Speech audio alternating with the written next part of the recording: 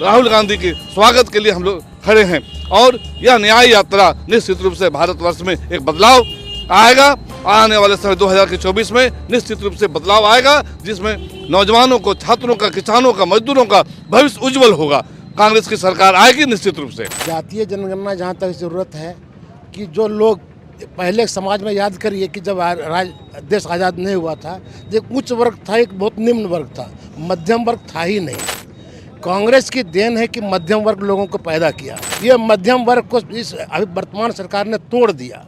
आने वाला पीढ़ी पता नहीं कि कहाँ चला जाएगा। ये छोटे छोटे जो दुकानदार आप जो देख रहे हैं, ये कहीं कोई जिंदा नहीं रहेंगे, सभी खत्म हुए, सभी भिखारी रहेंगे या तो फिर अंबानी या डांडी रहेंगे।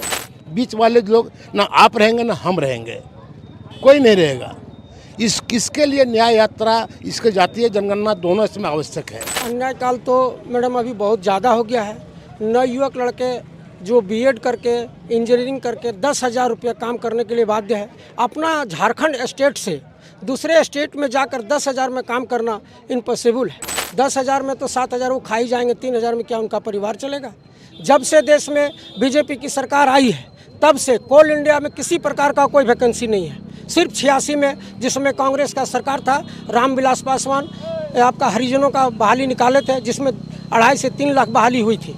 अभी बीसीसीएल का मेन पावर, कोल इंडिया में बीसीसीएल का मेन पावर आज के डेट में मात्र 22,000 रुक गया है। अभी एक फरवरी को 15,000 रिटायर हुए हैं और वो कहते हैं कि 10,000, 5,000 में काम करो।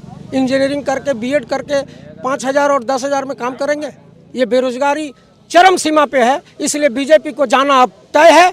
कांग्रेस आएगा तभी नौ युवकों को रोजगार मिलेगा। हम लोगों को रोजगार का मांग है। साफ तौर पे कहा जाए तो कहीं न कहीं जब से बीजेपी की सरकार आई है 2014 के बाद, रोजगार का तो नाम ही नहीं है। हर क्षेत्र में अगर आप देख रहे हैं, किसान, नौजवान और जैसे सीमा पे जो जवान हैं, उन लोग के भी ऊपर भी कहीं ना कहीं अन्याय हो ही रहा है। इसलिए हमारे माननीय राहुल गांधी, ये गांधी नहीं, ये आंधी है।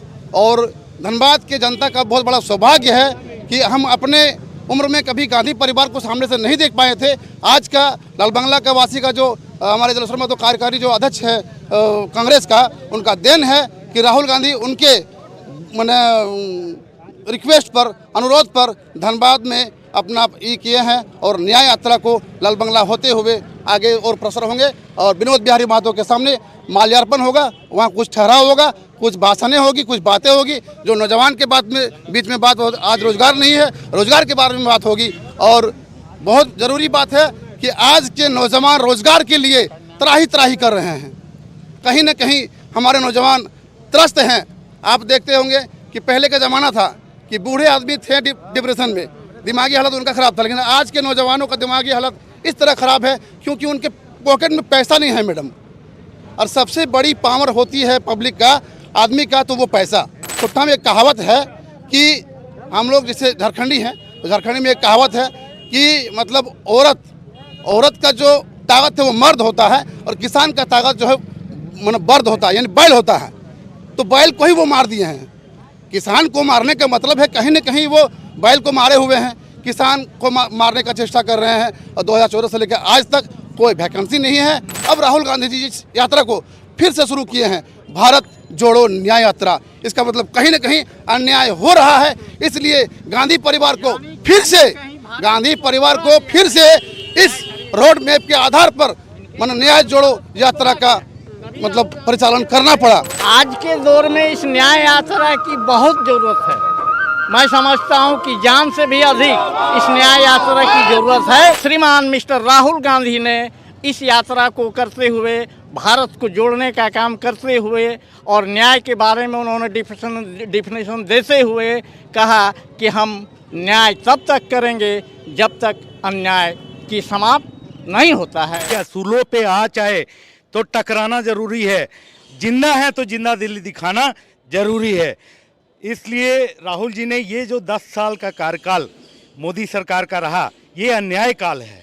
लोग त्राहिमाम कर रहे हैं, चाहे वो महंगाई के क्षेत्र में हो, चाहे वो न्याय के क्षेत्र में हो, चाहे वो स्वास्थ्य के क्षेत्र में हो, चाहे वो रोजगार के क्षेत्र में हो। आज सब जगह आप देख लीजिए त्रस्त है, अराजकता का माहौल बना हुआ है।